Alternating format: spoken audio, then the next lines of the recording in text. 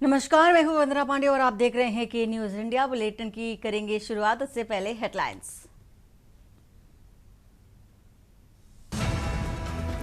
Iran Israel जंग में कूदा अमेरिका, 3 एटमी ठिकानों पर बमबारी, ट्रंप के धमकी, ईरान शांति कायम नहीं तो बड़ा हमला करेंगे। ईरान पर अमेरिकी हमले से खुश हुए इजराइल के प्रधानमंत्री बेंजामिन नेतन्याहू बोले, अमेरिका ने बेमिसाल काम किया। अमित शाह का 2 दिवसीय छत्तीसगढ़ दौरा और 22-23 जून को नक्सल मुद्दे पर अहम बैठक के विकास कार्यों की जमीनी हकीकत लेंगे शाह। गुजरात में पंचायत चुनाव के लिए वोटिंग, 8,326 ग्राम पंचायतों में सरपंच और पंचायत सदस्य चुने जाएंगे। भारतीय वैज्ञानिकों ने किया कमाल, पानी से ग्रीन हाइड्रोजन बनाने वाला उपकरण किया विकसित। और वहीं मध्य प्रदेश, गुजरात समेत 19 राज्यों में बारिश का ऑरेंज अलर्ट। ओडिशा के बालासोर में बाढ़ से 50,000 लोग प्रभावित। आप देख रहे हैं के न्यूज, खबरों का सारथी। और अमित शाह का 2 दिवसीय छत्तीसगढ़ दौरा है। 22 और 23 जून यानी कि आज और कल नक्सल मुद्दे पर अहम बैठकें भी करेंगे गृह मंत्री अमित शाह। विकास कार्यों की जमीनी हकीकत भी जानेंगे। साथ ही साथ सीएम और अफसर बैठक में शामिल होंगे।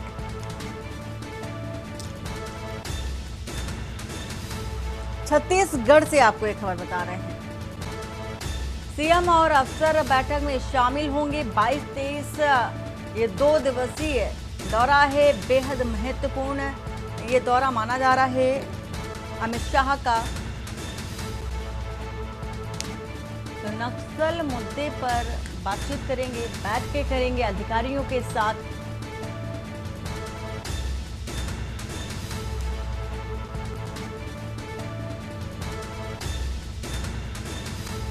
अमित शाह का ये 2 दिवसीय दौरा 2 दिन के दौरे पर है। आज यानी कि 22 तारीख है और कल 23 जून को 2 दिन का ये अहम दौरा, बेहद महत्वपूर्ण दौरा। विकास कार्य किस तरह से किए जाएंगे, किस ओर जा रहे हैं, सभी जो पॉइंट्स है, बिंदु हैं, उनको जांचेंगे, परखेंगे। तो ये बेहद महत्वपूर्ण दौरा है। अमित शाह का 2 दिवसीय छत्तीसगढ़ दौरा है। साथ ही 22-23 जून को नक्सल मुद्दे पर बैठक भी करेंगे, चर्चा करेंगे और इतना जो बड़ा और ज्वलंत मुद्दा है नक्सलवाद का, उसको लेकर के भी बैठक करते नजर आएंगे।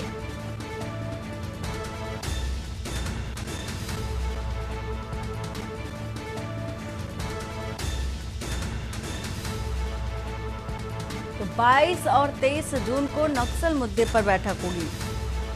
कई बड़े अधिकारी इस बैठक में शामिल होंगे, जानकारी चूंकि साझा करेंगे अमित शाह के साथ।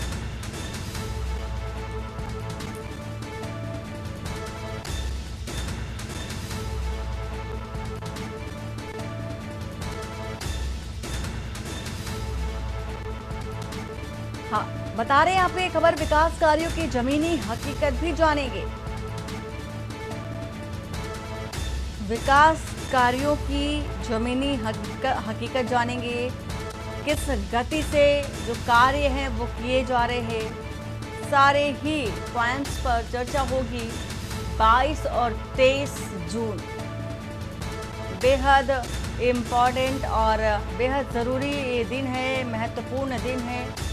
अमित शाह के चूंकि छत्तीसगढ़ का ये दौरा, सीएम और अफसर जब बैठक होगी, ये समीक्षा बैठक होगी, उस दौरान छत्तीसगढ़ के मुख्यमंत्री और जो आला अधिकारी हैं मौजूद रहेंगे।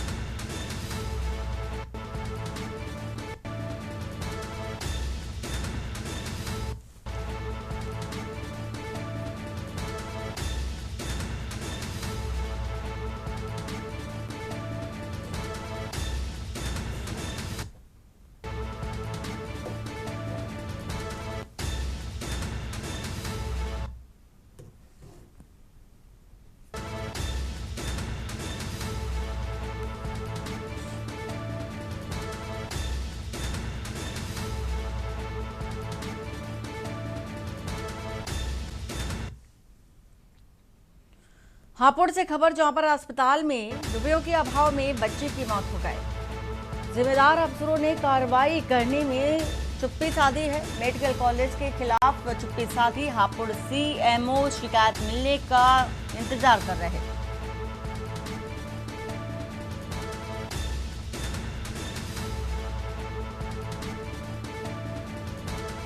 तो 20,000 जमा ना करने पर इलाज नहीं मिला। मेडिकल में मासूम बच्ची को इलाज नहीं मिला तो उसने दम तोड़ दिया। बेबस पिता मासूम को गोद में लेकर गिड़गिड़ाता रहा। मासूम बच्ची ने पिता की बाहों में दम तोड़ दिया। मासूम बच्ची की मौत के बाद परिवार में कहर टूट पड़ा। लापरवाही पर मेडिकल कॉलेज के खिलाफ कार्रवाई से पीछे हटे। पिलखुआ कोतवाली के सरस्वती मेडिकल कॉलेज का है मामला।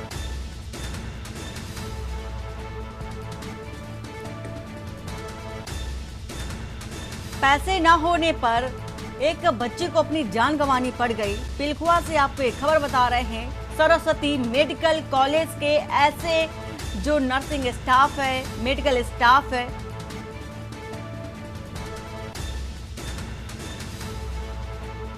उसकी ये निर्मम करतूत देखी जा सकती है। डॉक्टर चूंकि धरती का भगवान कहा जाता है और ऐसे में धरती के भगवान पर कैसे भरोसा किया जाए। जरा से पैसे की वजह से एक बच्ची को अपनी जान गंवानी पड़ गई। बेबस उधर गया हॉस्पिटल में 3:30 बजे, तो पहले बता रहा इतना पैसा खर्चा होगा 20,000 रुपया, तो खर्चा कर पाएगा तो रखो भर्ती करो, नहीं तो फिर ले जाओ दूसरा हॉस्पिटल सरकारी में दिखा दिया। वहाँ से फिर दोबारा लौट के आया, फिर वही बता रहा। खत्म होने के बाद भी नहीं बताया थे खत्म हो गया, फिर बताया था, फिर पहले हापुड़ ले जाओ, 2 बार ऐसे बोला। 2 बार बोलने के बाद फिर भी नहीं बोला थे यहाँ पैसा खर्चा होगा, इतना पैसा लगेगा उतना लगेगा, ऐसे बता रहा। हाथ भी नहीं लगाया बारिया से। किसने नहीं लगाया? कहाँ हमला? डॉक्टर या सरस्वती हॉस्पिटल।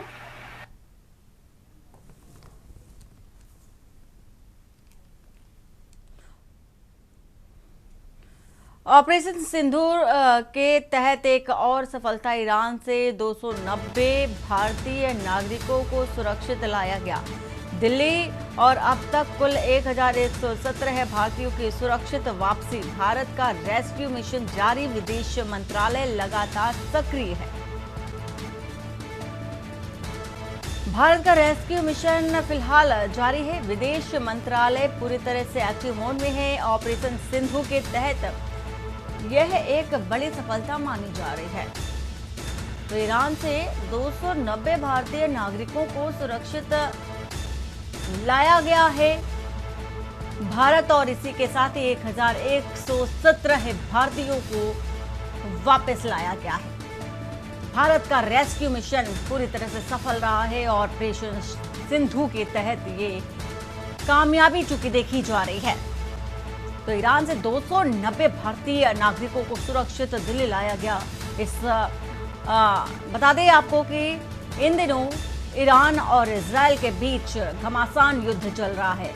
तो ऐसे में ईरान में जो भारतीय वहां पर रह रहे थे उनको अब वापस लाने की कोशिश की जा रही है। अब भारत सरकार ने सफलता भी हासिल की है। 290 भारतीयों को, भारतीय नागरिकों को वापस लाकर अपने देश। तो अब तक कुल 1117 भारतीयों को वापस लाया जा चुका है। भिंड में सड़क हादसे में पति पत्नी की मौत हो गई। भिंड ग्वालियर नेशनल हाईवे 719 पर ट्रक ने ऑटो को जोरदार टक्कर मार दी। हादसे में ऑटो चालक पति पत्नी की मौके पर मौत हो गई। 3 मासूम बच्चे हादसे में घायल। भर्ती कराए गए हैं जो घायल है बच्चे। सिरसी गांव से ग्वालियर जा रहा था पूरा परिवार। खेरिया बाग गांव के पास ये बड़ा हादसा हुआ है। मेहगांव थाना क्षेत्र का मामला। मौके पर पुलिस भी पहुंची। मृतकों के शव पोस्टमार्टम के लिए भेज दिए गए हैं। तो तेज रफ्तार का ये कहर 2 लोगों पर भारी पड़ गया। पति पत्नी की मौत हो गई। मेहगांव थाना क्षेत्र की ये घटना। फिलहाल पुलिस भी मौके पर पहुंच चुकी है। मृतकों के शव के पोस्टमार्टम को फिलहाल भेज दिया गया है। भिंड से एक खबर, भीषण सड़क हादसा जिसमें से दंपति की मौत हो गई। तो ग्वालियर नेशनल हाईवे 719 की ये घटना, हादसे में ऑटो चालक पति पत्नी की मौके पर ही मौत हो गई।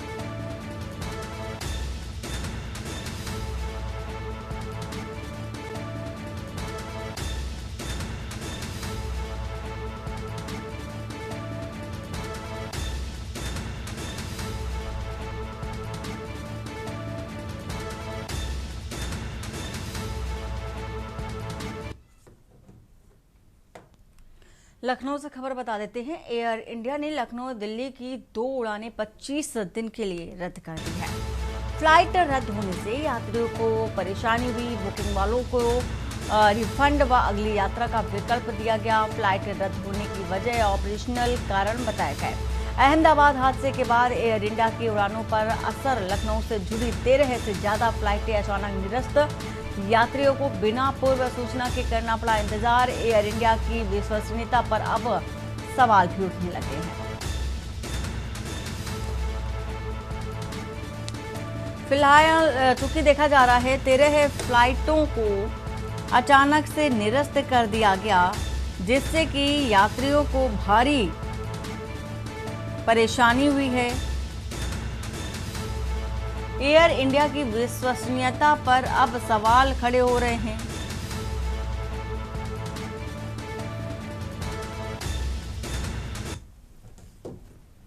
लखनऊ से खबर बता देते हैं आपको, जहां पर राजधानी में बड़ा हादसा टल गया। बस डिवाइडर से टकरा गई।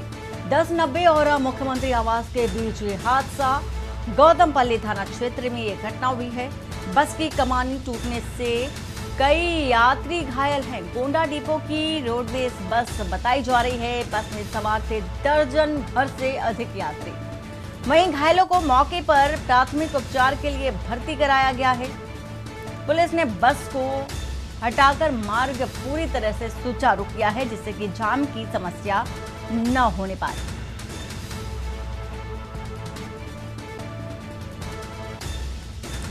घायलों को प्राथमिक उपचार के लिए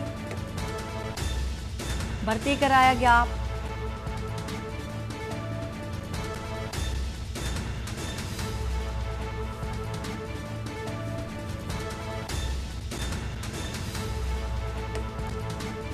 तो 1090 मुख्यमंत्री आवास के पास ये हादसा हुआ है।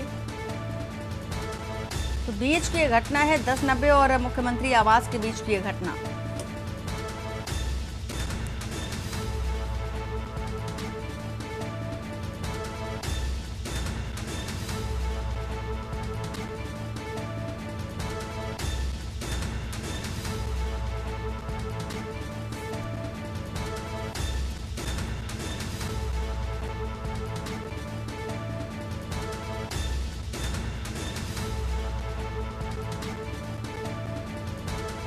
रणवीर सिंह विशेष संवाददाता हमारे साथ इसी खबर पर है। रणवीर, जिस तरह से देखा जा रहा है ये भीषण हादसा हुआ 1090 और मुख्यमंत्री आवास के बीच, फिलहाल घायलों की जो स्थिति है इस समय क्या देखी जा रही है? जी, घायलों की स्थिति अभी चिंताजनक बनी हुई है, लेकिन एक अच्छी बात यह है कि इसमें कोई भी व्यक्ति मृत नहीं पाया गया है। और मुख्यमंत्री ने इस घटना का संज्ञान लेते हुए अधिकारियों को निर्देशित किए हैं कि जल्द से जल्द इनके प्राथमिक उपचार और जितनी भी सुविधाएं इनको प्राप्त की जा सके इनको दी जाए।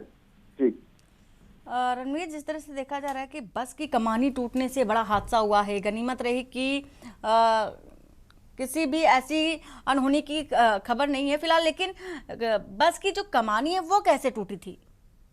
जी, ये सुबह की घटना है राजधानी लखनऊ क्षेत्र की, जहां ये 10 नंबर चौराहे से लेकर के और मुख्यमंत्री का जो आवास है उसके बीच में एक डिवाइडर जो कि ड्राइवर ने नहीं देखा और उस पर डिवाइडर चढ़ाने की वजह से ये दर्दनाक हादसा इस बस के साथ और यात्रियों के साथ हुआ है। जी, घायल अगर ड्राइवर की बात करें तो ड्राइवर की स्थिति क्या देखी जा रही है इस समय? ड्राइवर की स्थिति अभी तक जो भी रिपोर्ट आई है उसके हिसाब से ड्राइवर की स्थिति तो ठीक है, लेकिन जो यात्री है वो अभी उनका उपचार हॉस्पिटल में जो निकटतम जो अस्पताल है उनमें चल रहा है। बहुत शुक्रिया रणवीर पूरी जानकारी साझा करने के लिए। लखनऊ से एक खबर बता रहे हैं आपको, राजधानी में बड़ा हादसा टला है, बस डिवाइडर से टकरा गई। साथ ही 10 और मुख्यमंत्री आवास के बीच की ये घटना है।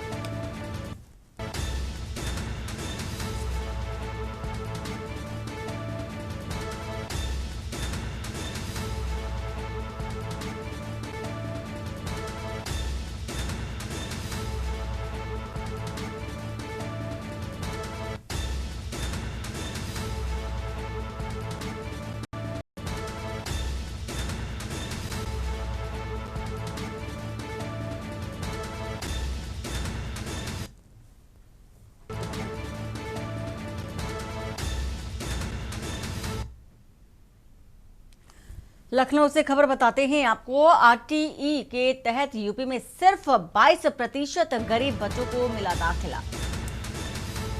6 लाख सीटों में से केवल 1,30,000 एडमिशन हुए। प्रदेश के 26 जिलों में 30% से ज्यादा सीटें अभी खाली हैं। मुरादाबाद में 67%, कानपुर में 52% और गाजियाबाद, मेरठ, नोएडा में भी हालात चिंताजनक देखे जा रहे हैं। बेहतर प्रदर्शन में गोंडा 94% तक पहुंच चुका है। फिरोजाबाद 93 पर अव्वल है। कमजोर जिलों के बीएसए से अब स्पष्टीकरण मांगा जा रहा है। स्कूलों की अनदेखी पर सवाल भी उठ रहे हैं। कार्रवाई की मांग फिलहाल तेज हो गई है।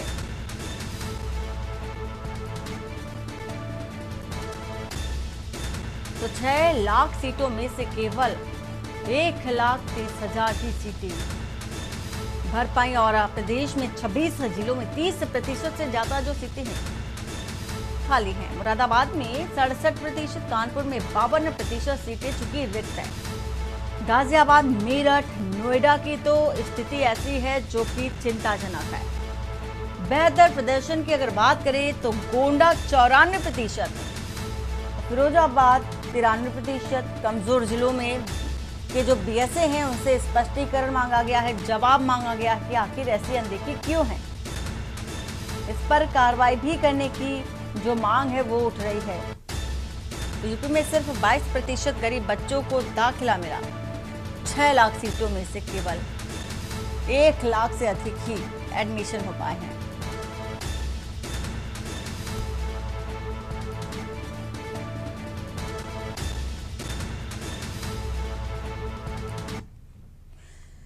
शहर कोतवाली क्षेत्र में एक महिला संदिग्ध परिस्थितियों में मौत का मामला देखा जा रहा है, क्योंकि मृतका के मायके वालों ने ससुराल पक्ष पर, खासकर पति पर तहस हत्या का आरोप लगाया। बताया जा रहा है कि पिछले 2 दिनों से दंपति के बीच लगातार विवाद चल रहा था और पुलिस ने आरोपी पति को हिरासत में ले लिया है। शव को पोस्टमार्टम के लिए भेज दिया गया। मामले की जांच जारी है। पुलिस का कहना है कि पोस्टमार्टम रिपोर्ट और जांच के आधार पर ही आगे की जो की कार्रवाई है वो की जाएगी।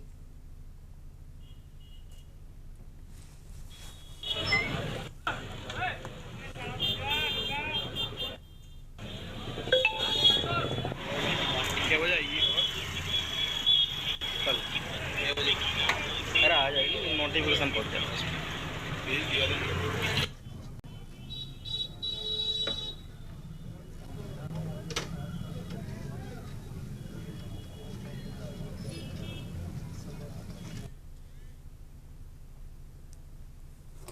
घटना क्या सर जी, मैं दोपहर को 12 बजे खाना खाने आया, मजदूरी करता हूँ। तो घर पे आके टेलीफोन इनका आता है 1 बजे के करीब।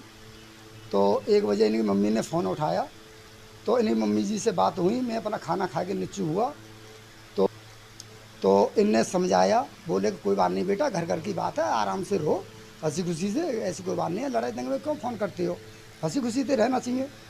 अच्छा तो ठीक है, मेरी बेटी से बात कराइए। तो इनने अपनी बेटी से बात करी है, लड़की की माँ ने, फिर मैंने बात नहीं करी है। उसके हुआ बेटी को जी हुआ, बेटी से जी कहते थे तुझे घर से निकल जा, अपने घर चली जा। मैंने जी कही थी अपने खाना खाते में ही, जब मैंने बेटी की शादी करी तो इसीलिए करी है कि शादी करके अपने घर रखूँगा। अब क्या हुआ बेटी को? अब बेटी इनने मार दी है। रात को 8 बजे करीब 112 पर एक सूचना प्राप्त हुई थी कि एक महिला का शव थाना कोतवाली अंतर्गत भुजपुरा चौकी में ठाकुरवाली गली के बराबर मिला है। तत्काल 112 की सूचना पर पुलिस द्वारा मौके पर पहुंचकर मोनिका शर्मा, वाइफ ऑफ कृष्णा शर्मा, उम्र करीब 22 वर्ष का शव अपनी कस्टडी में लिया गया। मौके पर पुलिस द्वारा फील्ड यूनिट को बुलाकर यथास्थिति का परीक्षण किया गया तथा इंक्वेस्ट और पोस्टमार्टम की कार्रवाई प्रचलित है। मृतका के पति को प्रारंभिक जांच के लिए पुलिस द्वारा हिरासत में लेकर पूछताछ की जा रही है तथा पोस्टमार्टम के बाद और तहरीर प्राप्त कर अग्रिम कार्रवाई प्रचलित की जाएगी।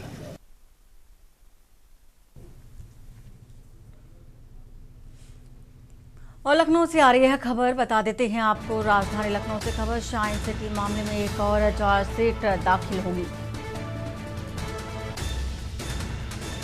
करोड़ की संपत्ति कंपनी की कुर्क हो चुकी है और ईडी ने की थी। शाइन सिटी पर चार्जशीट पहले भी दाखिल हो चुकी है। तो हड़पी रकम से राशिद के परिजनों के नाम खरीदी गई संपत्तियां और निवेशकों के अरबों रुपए लेकर कंपनी फरार है। कंपनी के अफसरों पर एक और चार्जशीट दाखिल होगी और साथ ही राशिद नसीम के परिवार की बेहद करीबी महिला का भी नाम सामने आया है। ईडी मामले में अब तक 6 चार्जशीट भी दाखिल कर चुकी है। तो राजधानी लखनऊ से आपको एक खबर बता रहे हैं, शाइन सिटी मामले में एक और चार्जशीट दाखिल होगी। तो करोड़ों की जो संपत्ति है कंपनी कुर्क कर ईडी ने कार्रवाई की। शाइन सिटी पर चार्जशीट पहले भी दाखिल हो चुकी है।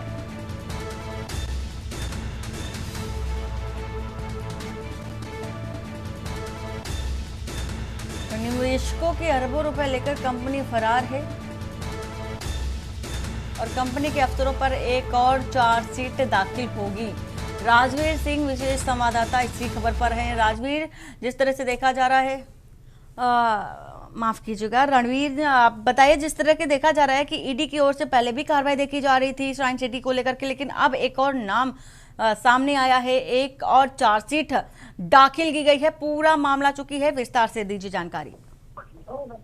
देखिए वंदना, शाइन सिटी जो कंपनी के ऑनर थे राशिद नसीम, वो तो ऑलरेडी यहाँ से फरार होकर के यूएई में चले गए हैं, लेकिन अभी भी इस कंपनी के ऊपर 100 से ज्यादा एफआईआर दर्ज हुए हैं और ये नया मामला जो ईडी ने नया चार्जशीट दाखिल किया है, इसमें इनकी जो करोड़ों की संपत्ति है उसको कुर्क की जा रही है।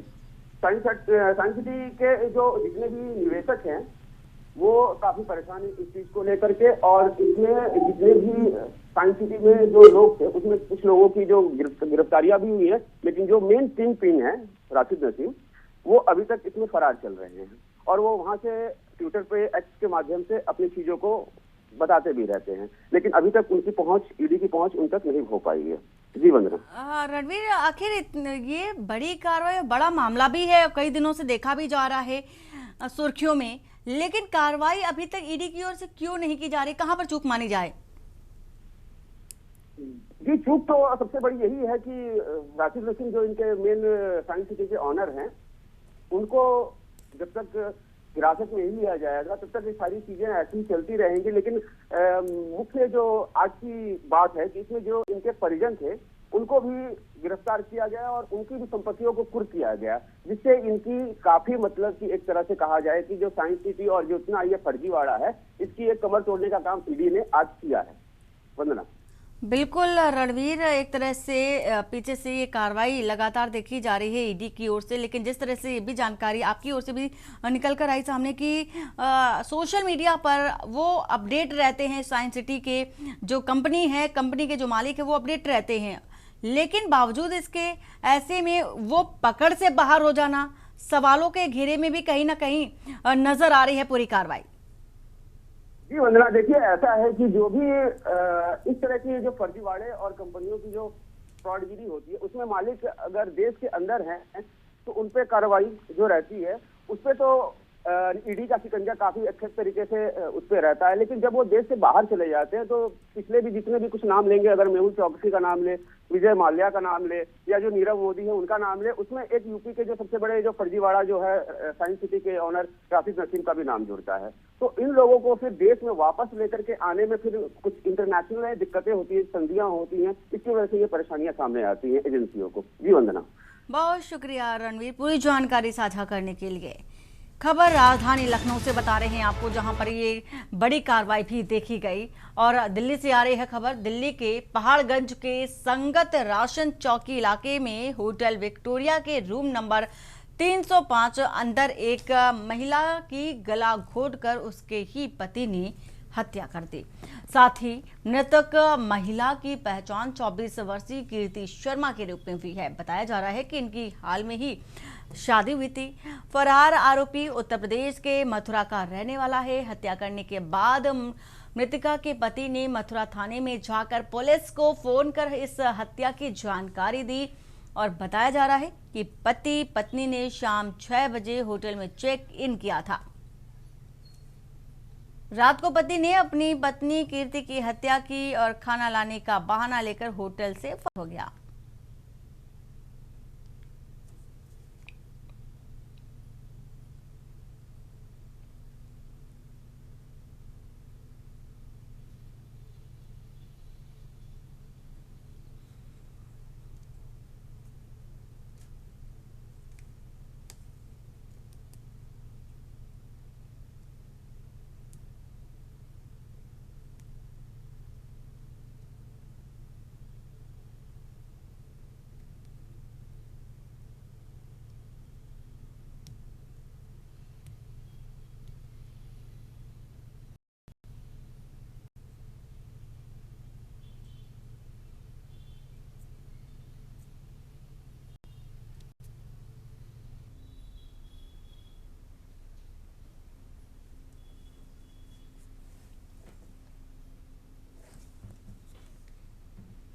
थाना बाढ़ क्षेत्र के ग्राम ककरेला में महिला के साथ गांव के दबंग युवक द्वारा घर में घुसकर छेड़छाड़ और बलात्कार की कोशिश का मामला सामने आया। महिला के चिल्लाने पर पड़ोसियों ने मौके पर पहुंचकर उसे बचाया, जिसके बाद आरोपी धमकी देता हुआ फरार हो गया। घटना के बाद पीड़िता अपने पति के साथ थाने पहुंची, लेकिन पुलिस ने ना एफआईआर दर्ज की, ना कोई ठोस कार्रवाई की। उल्टा महिला से कोरे कागज पर अंगूठा लगवाकर वापस भेज दिया है। थाने से न्याय न मिलने पर महिला ने एसपी कार्यालय पहुंचकर न्याय की गुहार लगाई और राज्य महिला आयोग में भी शिकायत की है।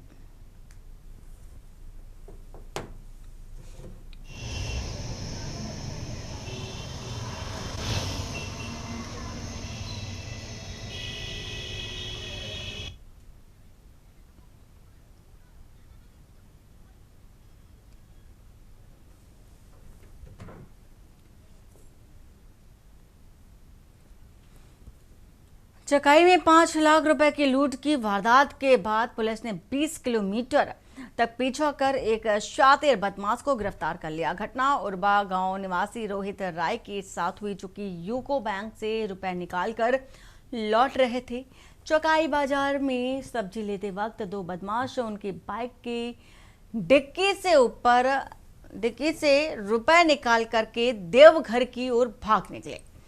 सूचना मिलते ही चौकाई थाना अध्यक्ष राकेश कुमार, अवर निरीक्षक कौशल सिंह और झाझा एसडीपीओ राजेश कुमार ने पीछा शुरू किया और झारखंड के जसीडीह थाना क्षेत्र के अंधेरी गादर इलाके में एक बदमाश को दबोच लिया। गिरफ्तार आरोपी की पहचान सिद्धार्थ यादव उर्फ जना के रूप में हुई, जो कटिहार जिले का रहने वाला है और कुख्यात कोढ़ा गैंग का सदस्य है।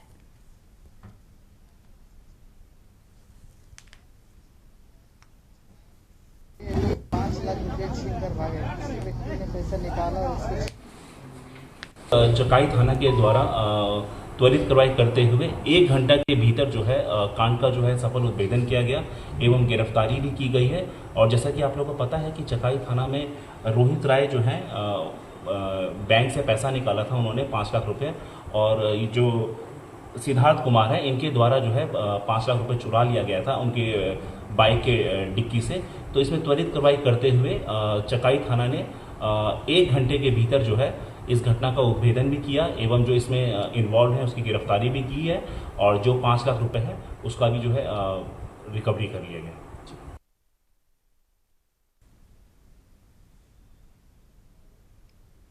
और अब खबर मेरठ से, जहां पर पुलिस सो गई और मेडिकल कॉलेज से लूट का मुलजिम फरार हो गया। कई घंटों तक फरारी के मामले को पुलिसकर्मी दबाए रहे। काफी तलाश के बाद जब मुलजिम नहीं मिला तो थाना पुलिस को सूचना दी गई। मामले में एक दरोगा, 3 हेड कांस्टेबल व सिपाही पर मुकदमा दर्ज कर लिया गया। मुलजिम कैंसर की बीमारी से ग्रसित था और मेडिकल में भर्ती था। सहारनपुर जेल से 3 माह पहले मेडिकल में भर्ती कराया गया। तभी मेडिकल कॉलेज में लुटेरों का इलाज भी चल रहा था। पुलिस मुकदमा दर्ज कर मुलजिम की तलाश में जुट गई है।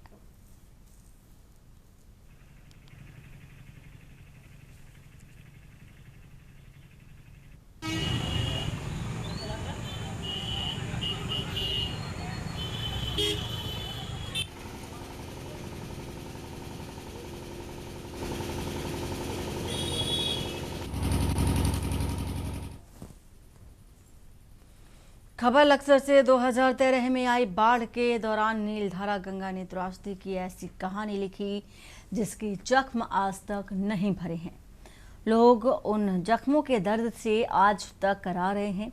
2013 में नीलधारा गंगा में आई बाढ़ से भालावाली से लेकर उत्तर प्रदेश के राम साहेब वाला गांव तक तटबंध टूट गया, जिसकी मरम्मत आज तक नहीं हो सकी। नीलधारा गंगा के कहर ने लोगों को घर से बेघर कर दिया। फसलें भी चौपट हो गई थी। लोग छतों पर रहने को मजबूर हो गए थे। लेकिन नीलधारा गंगा का कई किलोमीटर लंबा तटबंध आज भी क्षतिग्रस्त पड़ा है। हर वर्ष विभाग दावे करता है कि बरसात आने से पहले समय रहते तटबंध की मरम्मत कर ली जाएगी। अधिकारी तटबंध का निरीक्षण करने पहुंचते हैं, लेकिन मरम्मत नहीं हो पाती। इस बार भी ऐसा ही हुआ। मौसम विभाग ने एक सप्ताह का भारी बारिश का अलर्ट जारी किया, जिससे बालावाली गंगा नदी से सटे हुए दर्जन भर से अधिक गांव बाढ़ की चपेट में आ गए और तटबंध की मरम्मत के लिए निरीक्षण के लिए अधिकारियों का जमावड़ा देखकर लोगों को लगता है कि शायद इस बार तटबंध की मरम्मत हो जाएगी, लेकिन ऐसा हो नहीं पाता और लोग मायूस रह जाते। ग्रामीणों को नीलधारा गंगा के कहर का सामना अभी भी करना पड़ रहा है।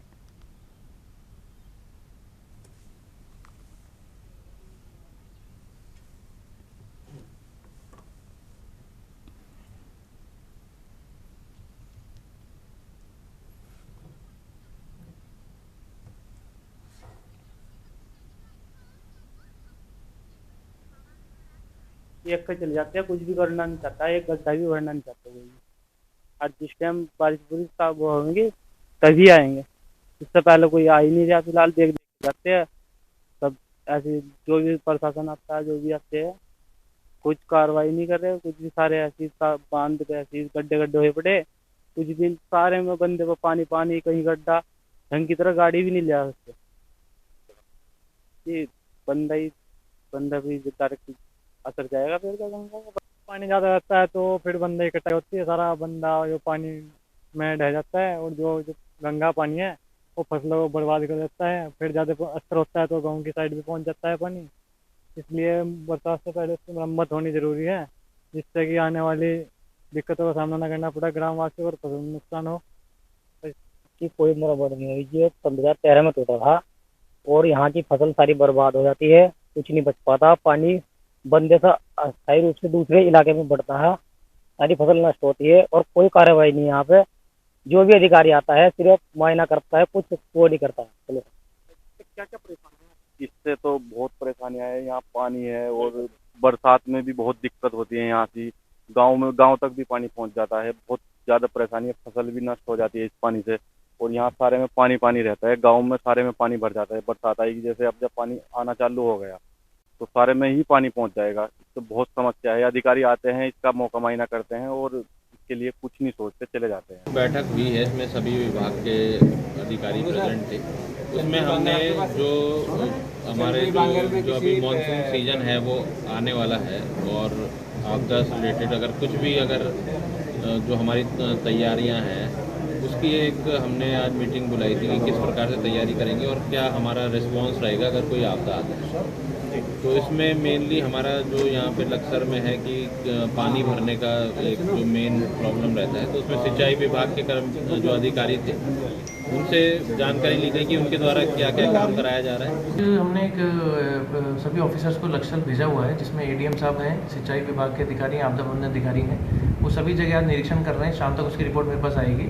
अगर कहीं भी कोई अवशेष कार्य होगा तो हमारे पास सफिशिएंट धनराशि उपलब्ध है, उस कार्य को तत्काल करा लिया जाएगा। ठीक है, थैंक यू।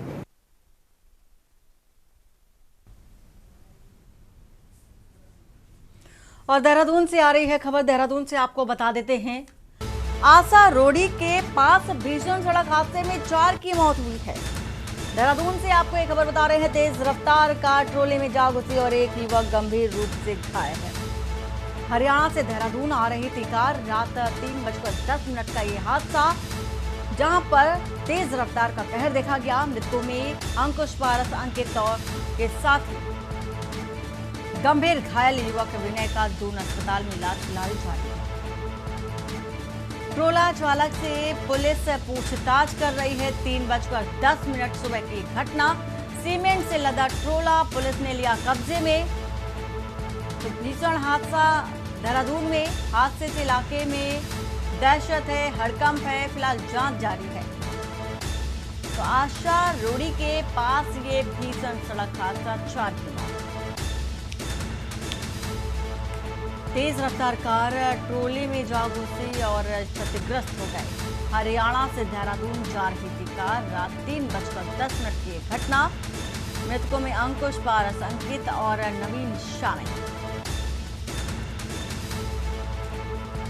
वहीं घायल विनय का दून अस्पताल में इलाज चल रहा है।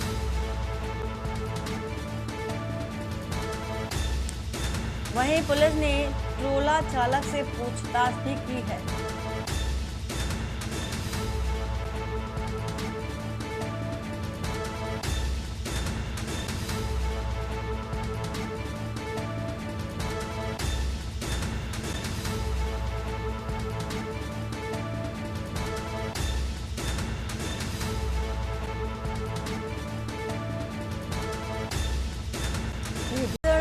हादसा हुआ है देहरादून में आशा रोडी के पास। मृतकों में अंकुश, पारस, अंकित और नवीन शामिल। कार पूरी तरह से क्षतिग्रस्त हो गई। अंदाजा लगाया जा सकता है कि कितना भीषण सड़क हादसा हुआ है। ट्रोला चालक से पूछताछ की जा रही है। सीमेंट से लदा ट्रोला पुलिस ने कब्जे में ले लिया है।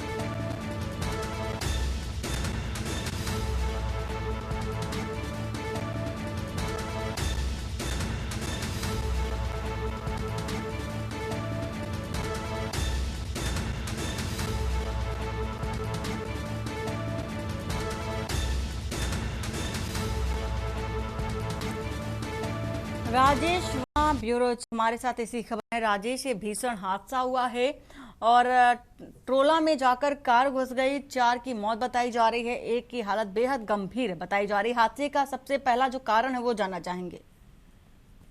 बिल्कुल, देखिए, वरना मैं बता दूं कि ये घटना जो है देर रात जो है सहारनपुर से देहरादून जाती हुई कार की है और जिसमें 5 लोग जो है ये बताया जा रहा है कि हरियाणा के थे और इसमें 5 में से 4 लोग जो है गाड़ी ओवरटेक करने के वजह से जो है ये हादसा जो बताया जा रहा है फिलहाल कि ये बड़ा हादसा हुआ है, जिसमें जो ये कार है वो एक बड़े ट्रॉले में जो है वो जाकर के इसकी दुर्घटनाग्रस्त हुई है, जिसमें जो ये ट्रोला था यानी कि जो ट्रक था वो सीमेंट से जो है वो लदा हुआ था और सीमेंट की गाड़ी थी ये, और जिसमें ये भीषण हादसा जो है इस कार का देखने को मिल सकता है। तस्वीरों में दिख रहा है कि जो युवक है वो हरियाणा के थे और इसमें ये सहारनपुर से देहरादून के लिए आ रहे थे और ये रास्ते में मोड़ आशा रोड़ी चौकी के पास जो है ये घटना जो है हुई है दर्दनाक, जिसमें 4 लोगों की ऑन द स्पॉट जो है वो वरना मौत हो गई है और एक जो है वो गंभीर रूप से घायल है, जिसका उपचार जो है यहाँ के देहरादून जिला चिकित्सालय में इस समय चल रहा है। देखिए, जो घटना हुई है ये बेहद गंभीर घटना है, दुखद घटना है, क्योंकि हादसे की वजह यही बताई जा रही है कि जो सीमेंट का आगे इनके ट्रॉला चल रहा था, ट्रॉली चल रही थी, वो जो है उससे ये गाड़ी जो है वो उसमें जाकर के टकराई है, जिसकी वजह से ये हादसा हुआ है और 5 लोग इसमें मौजूद थे, जिसमें 4 लोगों की ऑन द स्पॉट मौत हो गई है, जैसे मैंने आपको बताया कि, और एक जो है गंभीर रूप से घायल है, जिसका उपचार जो है वो देहरादून के जिला चिकित्सालय में इस समय चल रहा है। वंदना, बहुत शुक्रिया राजेश पूरी जानकारी देने के लिए। देहरादून से एक खबर जहां भीषण सड़क हादसा हुआ, तेज रफ्तार का कहर कार सवारों पर टूट पड़ा, 4 की मौत हो गई, एक की हालत बेहद गंभीर।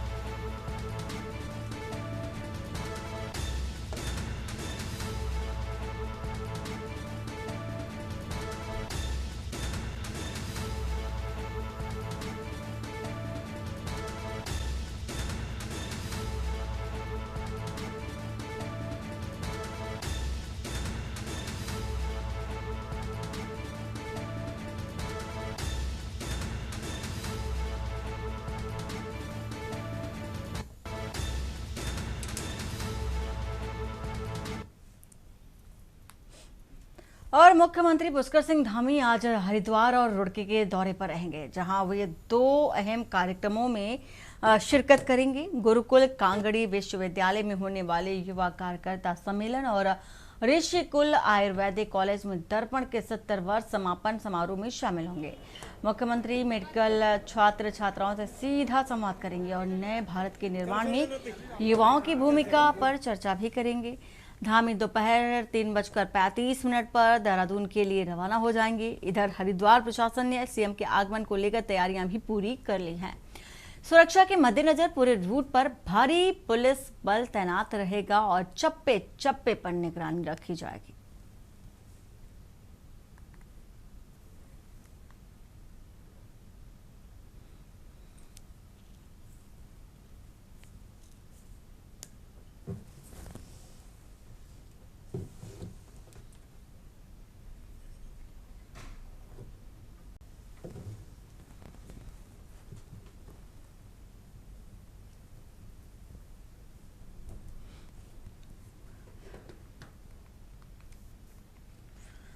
और शहर की ट्रैफिक जाम की बड़ी समस्या से निजात दिलाने के लिए एलिवेटेड रोड निर्माण की तैयारी शुरू कर दी गई है। और वहीं प्रस्तावित मार्ग में कई ऐसी बस्तियां शामिल हैं जो नदी नालों के किनारे बसी हैं और जहां लगातार अवैध निर्माण हो रहे हैं। प्रशासन जल्द ही इन बस्तियों पर कार्रवाई की तैयारी में है। सरकार ने दावा किया है कि जिन लोगों को हटाया जाएगा उनके लिए वैकल्पिक व्यवस्था की जाएगी, लेकिन कांग्रेस ने सरकार की मंशा पर सवाल उठाए। कांग्रेस का आरोप कि यह सिर्फ गरीबों को उजाड़ने की साजिश और बस्ती बचाओ आंदोलन के तहत वो लगातार मैदान में रहेगी।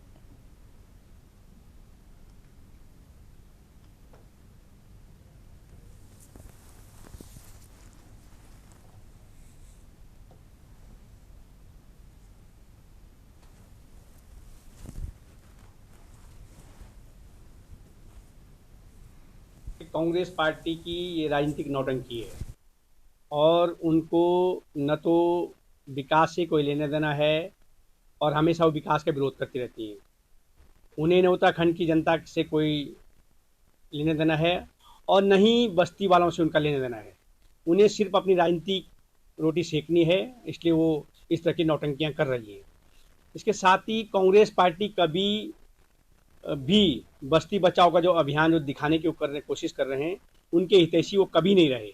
वो सिर्फ अगर कर सकते हैं अपनी तुष्टीकरण की राजनीति के लिए, तो सिर्फ रोहिंग्याओं को बचाने के लिए अभियान चला सकते हैं। खबर अलीगढ़ से आपको बता देते हैं, जहां पर खैर कोतवाली पुलिस का अमानवीय चेहरा सामने आया।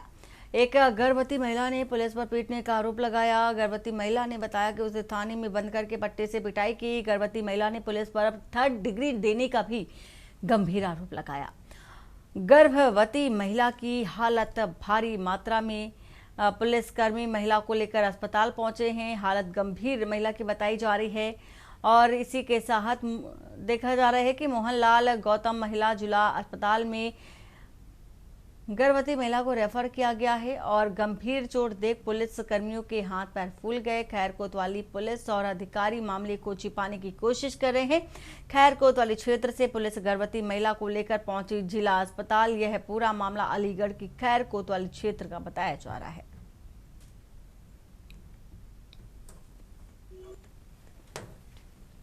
खैर, क्या हुआ आपको? यहाँ मलखान सिंह में लाया गया है, क्या मामला क्या है?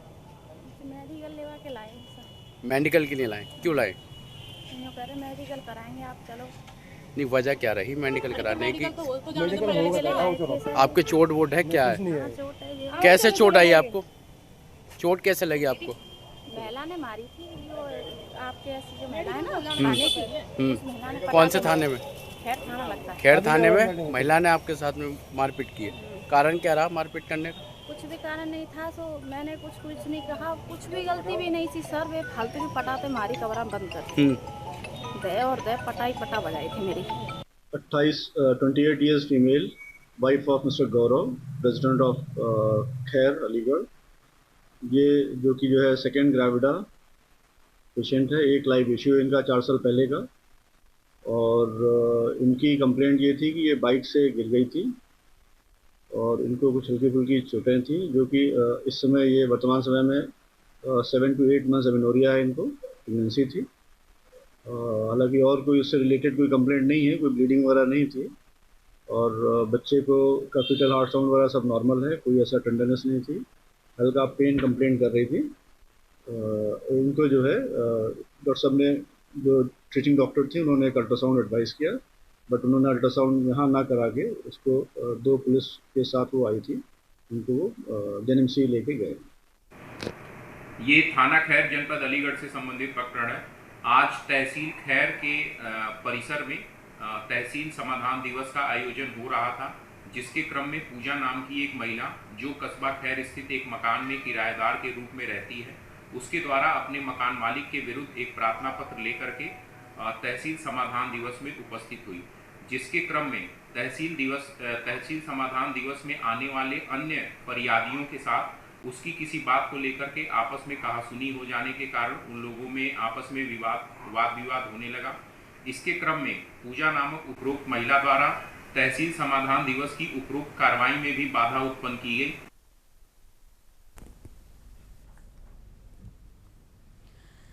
प्रदेश में आखिर लंबे समय के इंतजार के बाद पंचायत चुनाव की तारीखों का ऐलान हो गया।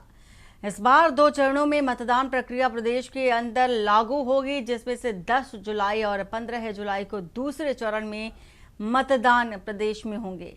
वहीं 19 जुलाई को मतगणना की प्रक्रिया होगी। और आपको बता दें कि राज्य निर्वाचन आयुक्त सुशील कुमार ने पंचायत चुनाव को लेकर विस्तृत कार्यक्रम की घोषणा की है, जिसमें से राज्य भर में पंचायत चुनाव 2 चरणों में संपन्न होंगे। ये पंचायत चुनाव हरिद्वार जिले को छोड़कर सभी 12 जिलों में होंगे और ग्राम प्रधान, ग्राम पंचायत सदस्य, क्षेत्र पंचायत सदस्य और जिला पंचायत सदस्य के पदों के लिए मतदान होगा। कुल मिलाकर अगर बात करें तो इस बार 74,499 ग्राम प्रधान, साथ ही 55,600 ग्राम पंचायत, 2,974 क्षेत्र पंचायत सदस्य और 358 जिला पंचायत सदस्य चुने जाएंगे। निर्वाचन कार्यक्रम के अनुसार 23 जून को जिला निर्वाचन अधिकारी वित्तीय अधिसूचना जारी करेंगे। और आपको ये भी बता दें कि चुनाव की अधिसूचना जारी होते ही प्रदेश में आदर्श आचार संहिता भी लागू हो गई है। वहीं पंचायत चुनाव की तैयारी अब प्रदेश में युद्ध स्तर पर जारी है, क्योंकि राज्य निर्वाचन और जिला प्रशासन को निरपेक्ष, निष्पक्ष और पारदर्शी तरीके से चुनाव कराना है और सख्त दिशा निर्देश भी चूंकि देखे गए हैं। वहीं निर्वाचन ने चुनाव में भाग लेने वाले उम्मीदवारों से अपील की है कि वे निर्धारित तिथियां, जो तिथि दी गई है उसका पालन करें और समय पर अपनी नामांकन, जो नामकरण और अन्य प्रक्रिया है उसे भी पूरी करें, जिसको लेकर के प्रतिष्ठा बनाए रखने के साथ ही निगरानी तंत्र को भी सक्रिय करने की भी बात कही गई। अब प्रदेश में कुल मिलाकर पंचायत चुनावी बिगुल बज चुका है और राजनीतिक पार्टियां इस पंचायत चुनाव को 2027 के होने जा रहे चुनाव के लिहाज से भी देख रहे हैं।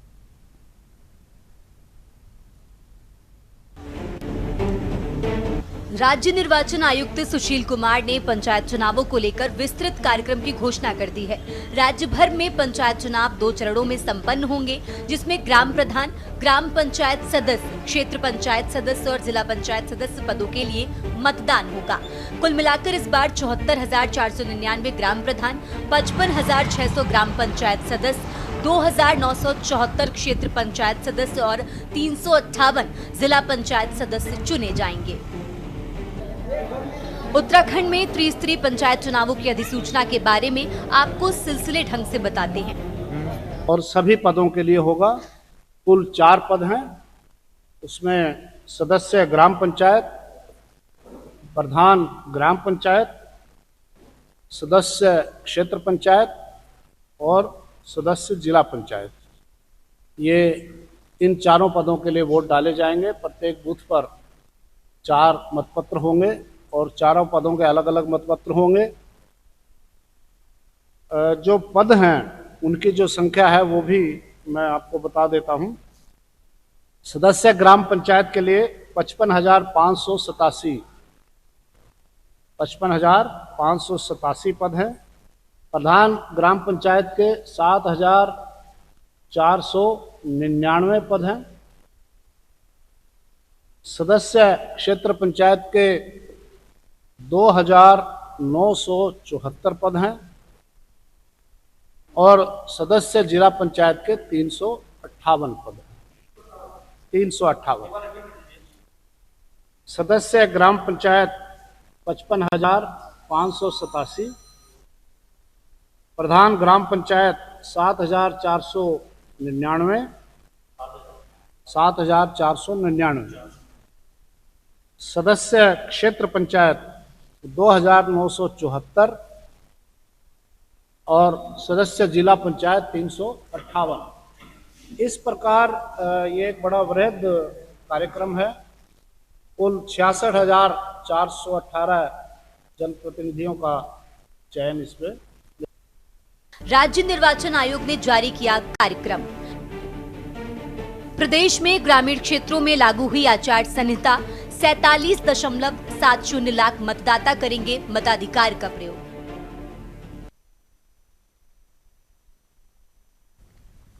और बुलेटिन फिलहाल इतना ही। बाकी की खबरों के लिए बने रहिए आप के न्यूज इंडिया के साथ। नमस्कार।